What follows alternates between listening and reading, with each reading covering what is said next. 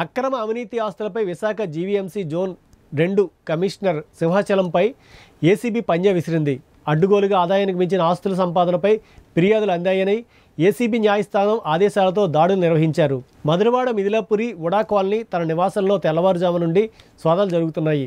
సింహాచలం ఇళ్లతో పాటు ఏకకాలంలో జోన్ 2 కార్యాలయము, హైదరాబాద్, శ్రీకాకుళం బంధువుల ఇళ్లలో ఏసీబీ తనిఖీలు చేపట్టింది. ఏసీపీ డీఎస్పీ నాగేశ్వరరావు ఆధ్వర్యంలో సిఐ కిషోర్ కుమార్ సిబ్బంది దాడుల్లో పాల్గొన్నారు.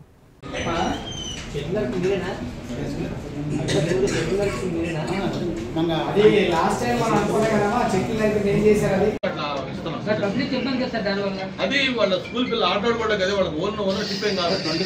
25%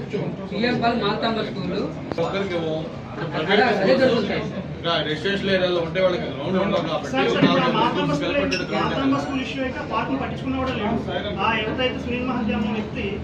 ఒకసారి దీంతో మాట్లాడారు కమిషనర్ మాట్లాడిన తర్వాత దాని మీద వెళ్ళారు.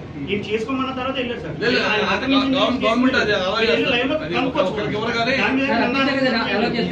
అలాగే చెరువులు సార్